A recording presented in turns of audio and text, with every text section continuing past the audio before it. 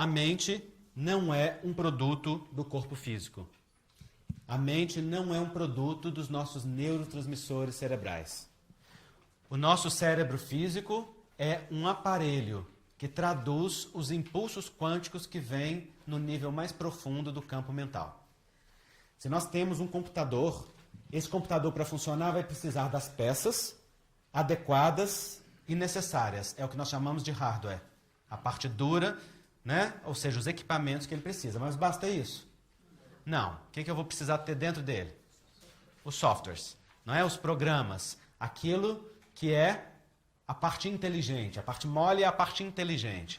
É a parte maleável, que vai conduzir aquela parte dura no seu processo. A parte dura em nós é o cérebro físico, com uma mega potencialidade. Mas precisa do software, que são os impulsos que vertem da mente. Então, os movimentos do pensamento vêm da mente, passam pelo corpo físico e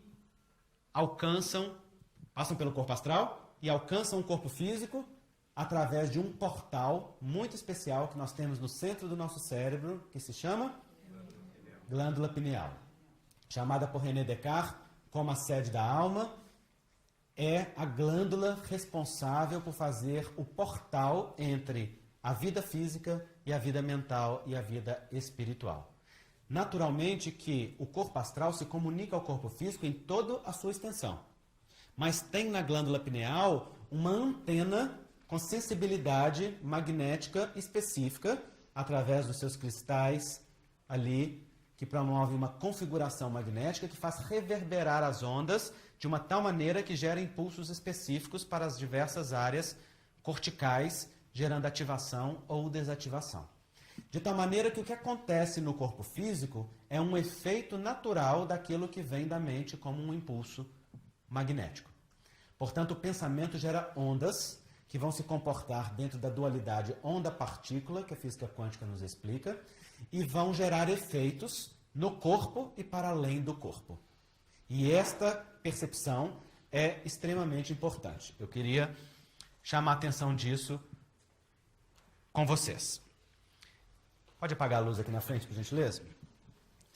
Eu trouxe umas ilustrações do artista plástico americano Alex Grey, que nos ajuda a compreender. Vocês acham fácil essas ilustrações na internet, no Google, ou no site dele, Alex Grey, com Y no final. E ele tem essa característica de fazer uma ilustração do nosso sistema integral. Então aqui nós vemos o sistema físico, não é? Os músculos aqui em vermelho, nós vemos os nervos em amarelo, nós vemos as veias em azul, nós vemos as artérias em vermelho, nós vemos os ossos nesse alaranjado, nós vemos o processo físico e vemos também os canais energéticos ou os meridianos ou as nadis, conforme diz a medicina chinesa, que circulam no nosso duplo etérico, aqui, como esses canais brancos, gerando os pontos de acupuntura que vocês veem ao longo do nosso corpo e também gerando os chakras energéticos. E aqui vocês veem também a realidade espiritual ou magnética. Vejam que deste ponto do centro do cérebro verte uma onda que se exterioriza de forma mais intensa através do terceiro olho que nós temos entre as sobrancelhas, que é o chakra frontal. Os chakras são encontros de meridianos ou nadis, formando um grande aglomerado energético que circula, que roda, é como se fosse uma praça, onde chega várias ruas, gerando ali um vórtice energético. E esse vórtice energético faz a transmutação de energias de uma natureza em outra. Então aqui se irradia a onda mental. Então a onda mental sai do corpo mental, lá do mais profundo, passa pelo corpo astral, magnetiza todo o corpo astral, magnetiza todo o corpo físico e se irradia de forma mais intensa através da glândula pineal para o exterior, gerando um campo magnético ao nosso redor. Percebem o campo magnético? Um campo mais intenso, imediato a nós, e um campo estendido que vai funcionar ao nosso redor. Emmanuel tem uma imagem muito bonita para isso, que ele diz: assim como a aranha vive no centro da própria teia, o homem vive submerso nas criações do seu pensamento. Olha que bonito essa imagem. A aranha escolhe aonde coloca a teia. Vai tecendo a teia de si mesma e vai colocando os pontos aonde queira. Mas a partir do momento que ela faz a rede, ela vive no centro. E ela depende daquela rede. Tudo que tocar a rede, toca a aranha. Tudo que ficar preso na rede é introjetado pela aranha. Não é? É ali que ela capta alimento, que ela se locomove, que ela vive, que ela dorme, que ela se protege. Nós, então, produzimos ondas mentais que se irradiam para o ambiente, criando campos magnéticos de variada natureza. Esse campo magnético vai buscar ondas afins, que estabeleçam sintonia, e vai atrair estas ondas e estas criações que sejam de mesma natureza. De tal maneira que nós estabelecemos associações com mentes encarnadas e desencarnadas, com criações mentais, com realidades energéticas. E passamos a viver em regime de rede, mergulhados naquilo que este campo magnético capta. Porque é ele que vai atrair ou que vai repulsar a realidade que a gente vive. Tudo depende dele. Nós criamos esse campo dentro de nós. E esse campo irradia para a vida. Atrai oportunidades ou repele oportunidades. Atrai pessoas ou repele pessoas. Atrai tipos específicos de pessoas. Não é? Então tem gente que fala assim, não sei o que me acontece, eu mudo de casa, eu mudo de emprego, eu mudo de cidade, eu mudo de tudo e nada muda. É porque para onde você vai, você leva a si mesmo consigo. E continuando a vibrar o mesmo campo magnético, continua a atrair a mesma natureza de coisas. Porque aquilo que determina a vida é a nossa postura interior. Percebam que este campo magnético, estas ondas que nós vemos irradiar, elas não são formadas apenas pelo pensamento. Elas são formadas pelo pensamento, pelas emoções e pelo sentimento. Porque pensamento e sentimento são um casal de namorados que andam de mão dada o tempo todo. Emmanuel explica isso no livro Pensamento e Vida, dizendo que pensamento gera sentimento, sentimento gera pensamento. E esse movimento está o tempo todo integrado. De tal maneira que ele circula o tempo todo. Então, o campo emocional, o campo afetivo, o campo energético e espiritual, o campo de natureza mental que nós estabelecemos, gera a vida ao nosso redor. E este campo pode ser harmônico ou desarmônico. Então, aqui vocês veem um campo de uma pessoa em oração. Vocês podem ver a glândula pineal iluminada, vocês podem ver a harmonia de um campo magnético vibrando dentro das ondas de largo alcance. André Luiz vai explicar para nós que existem diferentes naturezas de onda.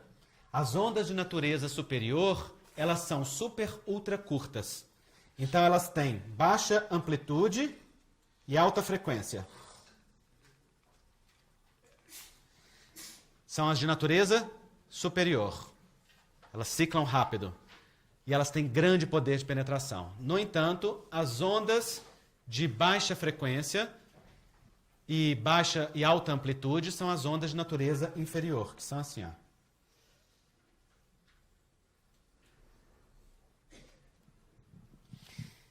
Então, quando vocês veem uma imagem como essa de um indivíduo em prece, ele está gerando ondas super ultra curtas, de alto poder de penetração, equilíbrio e harmonização. Por isso que a oração é algo extremamente científico. É algo extremamente poderoso. Não é? Eu, particularmente, digo para vocês de carteirinha, porque na minha vida a oração tem sido, de longe, a ferramenta mais prazerosa, mais intensa que eu já tive a oportunidade de experimentar. Né? Não sei se talvez por uma sensibilidade mediúnica, uma maior facilidade de perceber os efeitos energéticos imediatos da prece, mas eu considero a prece como algo quase miraculoso. Né? Nós médios somos meio esquisitos, então nós temos uma... E quando eu falo nós médios, é nós médios da minha laia, tá, gente? Ou seja, médium de prova, não é médium missionário, não. É os que estão trabalhando na mediunidade a serviço da própria autoeducação. Às vezes nós estamos com uma emoção intensa, assim, pegando fogo, com o pensamento acelerado, faz uma prece. Aquilo é como se tirasse com a mão. Quantas vezes eu já parei e falei assim, cadê aquilo? Estava aqui agora, né? Como se fosse uma multidão me sufocando. E de repente desaparece com a força de uma prece verdadeira bem sentida. Por quê? Porque à medida que nós nos entregamos na prece a uma fé verdadeira que confia no Criador e que permite que Ele conduza, abrindo mão do controle, porque fé é oposta ao controle, então nós sentimos um movimento de conexão. Nós produzimos ondas ultra curtas, que não vão muito longe não, mas a misericórdia do Criador faz com que haja o descenso vibratório daqueles outros que conectam conosco mais abaixo e que fazem a ligação com o mais alto. E assim nós temos a repercussão biológica disso, porque tudo que é vivido no campo energético vai se transferir para o campo físico, através dos chakras, particularmente para o sistema endócrino e para o sistema nervoso. Cada chakra está ligado a uma glândula e a uma parte do sistema nervoso. A maioria deles é o sistema nervoso periférico e 2 deles, o frontal e o coronário, ao sistema nervoso central. No entanto, tudo aquilo que tocar o nosso campo energético, tudo que a aranha mental e emocional captar na rede que criou, vai ser absorvida. Nós vamos alimentar-nos disso. Por isso a natureza do que criamos e a natureza do que vivemos é muito importante. Por isso educar a nós mesmos e os nossos pacientes para um hábito mental e emocional diferenciado é importante.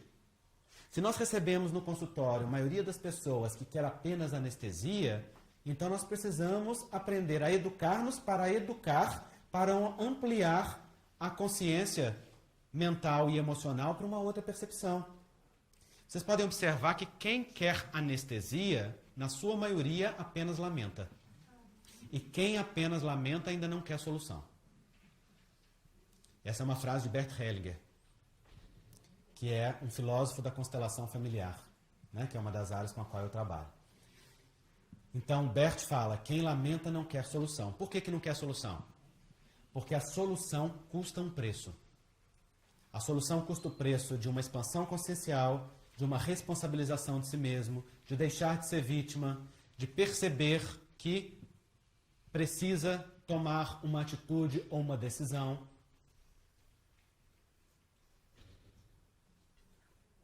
Ontem eu publiquei nas minhas redes sociais exatamente sobre isso, e é uma tirinha muito bonitinha que eu encontrei, em que tem um homem numa prisão, e ele diz assim,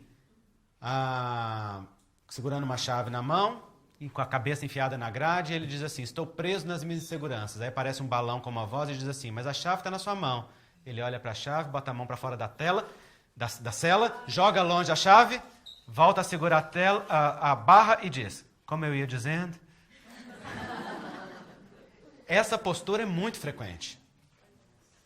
Significa, eu abro mão da responsabilização, porque essa chave que a gente segura, que pode abrir a prisão, ela chama-se decisão. Responsabilização, pessoal. Eu posso até não saber como virar aquela chave ainda, mas se eu decido, eu corro atrás. Porque a decisão é o primeiro passo. Quem decide, corre atrás do que decide. Quando eu quis fazer medicina, eu não sabia ser médico, mas eu decidi ser médico. Então eu perguntei para mim mesmo, qual é o primeiro passo que eu preciso? Preciso passar no vestibular. Então a decisão me levou ao primeiro passo, que é, deixa eu me inscrever aqui num cursinho que me ajude a superar as minhas deficiências, para que eu alcance ali na frente o objetivo de me ingressar na tarefa de aprender a ser médico. Ora, não é nada diferente das nossas circunstâncias do dia a dia. Decisão é algo libertador. Eu ainda não sei como que eu vou fazer, mas eu decido que eu não vou ser mais vítima. Eu ainda não sei como fazer diferente, mas eu decido que eu não vou ser escravo mais desse comportamento. Então eu vou procurar quem sabe para me ajudar. Então eu vou procurar uma ajuda terapêutica que me ajude a conectar mais profundamente comigo. Então eu vou procurar alguém que me ajude a reconhecer recursos que eu tenha para lidar com isso que eu considero como sendo um problema neste momento insolúvel. Decisão é um passo extremamente importante. No entanto, custa um preço.